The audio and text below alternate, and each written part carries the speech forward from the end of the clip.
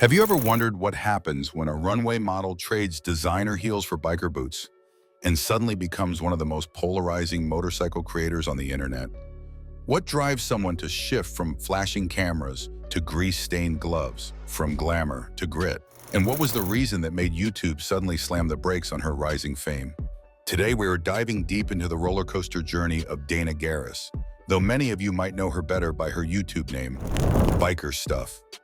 Behind the engines and outfits is a story of transformation, bold choices, internet fame, and the blurry line between passion and platform politics. So buckle up, because Dana's ride is anything but smooth. It's full of twists, turns, and a fair bit of engine smoke. Early life, roots of a gearhead. Dana's story doesn't begin in a glamorous city or fashion capital. It all started in a modest UK town, where the sound of torque wrenches and the scent of motor oil were part of everyday life. Born on May 5, 1972, she grew up surrounded by the rumble of engines. With a father and older brothers knee-deep in mechanical work, Dana was never far from a toolkit or a motorbike.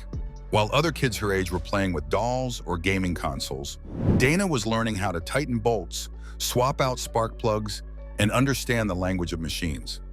Her environment was her classroom, and her family were her earliest teachers. By the age of 16, she wasn't just interested, she was obsessed.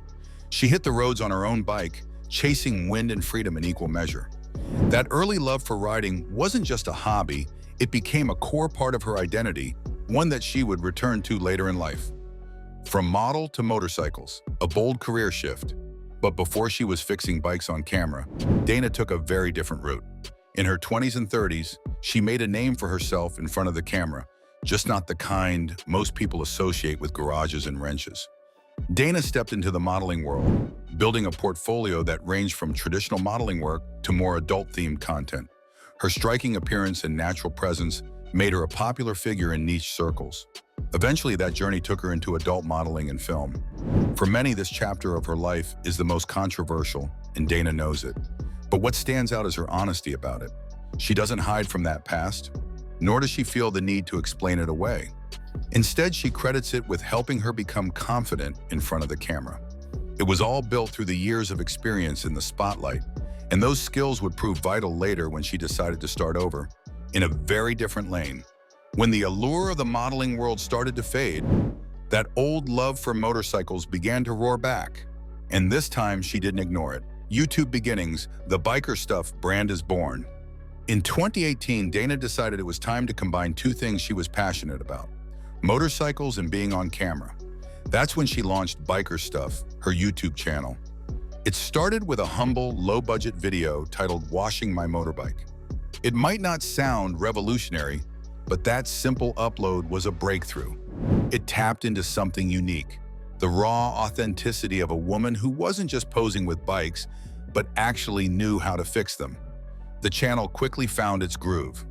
Dana's videos weren't just about high production values, they were about real mechanical skills, personality, and yes, a bit of sex appeal. She wasn't afraid to show skin, but she always paired that with substance. Viewers stayed for the mechanics, for the rebuilds, and for the feeling that they were learning something from someone who genuinely cared about bikes. Still, her style wasn't for everyone. Some praised her for being a bold, unapologetic female figure in a male-dominated space. Others criticized her, saying the videos were too provocative. But love her or not, one thing was certain: people were watching. But can you really break the mold without breaking a few rules? And what happens when the very platform that helped you rise decides you're suddenly too hot to handle? Growth and backlash, two sides of virality. As Biker Stuff gained traction, Dana leaned into what made her channel work: honest repairs, offbeat humor, and yes, outfits that didn't shy away from showing some skin. The formula worked. Her subscriber count soared past 140,000, and her videos collectively pulled in over 18 million views. With success came expansion. Dana launched a second channel, KM90 Restoration, which focused more deeply on detailed motorcycle rebuilds. Unlike the more casual, viewer-friendly vibe of her main channel, KM90 was for the hardcore gearheads, and yet it still carried that unmistakable Dana energy. But with visibility came vulnerability. Critics grew louder. YouTube's policies began to tighten, and the same elements that helped Dana grow, her unique look, bold outfits, and suggestive thumbnails, became targets for scrutiny. In April 2022, the hammer came down. YouTube demonetized her main channel, citing sexually suggestive content. The decision was swift, and the impact that it had was brutal. Overnight, Dana's income from biker stuff all but disappeared. What made it worse was the lack of clarity. YouTube didn't provide details. Dana didn't know which videos broke the rules. To add salt to the wound, she wasn't allowed to edit her most popular uploads. Videos with over 100,000 views were locked under platform restrictions. Some videos were slapped with age restrictions, limiting their discoverability. Others stopped generating ad revenue completely. Only YouTube Premium subscribers counted, and let's be honest, that's a small slice of any creator's audience. Still, Dana refused to give up, fighting back, adapting to the algorithm. Instead of fading into obscurity, Dana regrouped. She launched Biker Stuff 2, an attempt to keep her audience engaged with more platform-friendly content. She dialed back the risque thumbnails, changed how she edited videos, and tried to play by the new rules.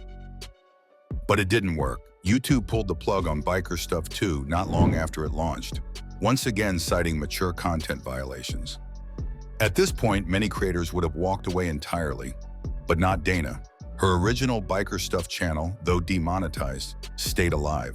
KM90 Restoration kept growing, reaching nearly 40,000 subscribers. And she started yet another channel, Biker Stuff 3, which is still in its early days, but is surely showing promise. With YouTube becoming an unreliable source of income, Dana pivoted. She took her content to a platform that wouldn't censor her for being herself, OnlyFans. The OnlyFans move, a divisive decision.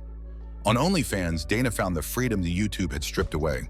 She offered both free and paid tiers, giving her fans a place to support her directly. The content was more adult-oriented, yes, but it was on her terms. This move wasn't without consequences. Some longtime followers voiced their disappointment, feeling she had strayed too far from her motorbike roots. Others applauded her for refusing to be boxed in. Dana never pretended to be someone she's not. She embraced the complexity of her audience, her career, and her platform. Whether she's tuning a carburetor or taking a selfie, she stays true to the brand she's built, bold, unfiltered, and entirely in control of her narrative. Where does she go from here? So here's the big question. What do we expect from creators like Dana? Should she tone it down to fit a sanitized mold, or keep pushing forward no matter how many algorithms try to stop her? Dana's story is still unfolding, but if one thing's clear, it's that she isn't slowing down. Whether it's under the hood or in front of the lens, Dana Garris is still revving her engine out and proud. Now we want to hear from you. Do you think Dana made the right move by shifting her focus to OnlyFans? Or do you think she should have doubled down on the YouTube grind? Let us know in the comments below. And if you enjoyed this wild ride through Dana's journey, don't forget to like this video, subscribe to our channel, and drop a comment telling us your favorite part of her story. See you in the next video.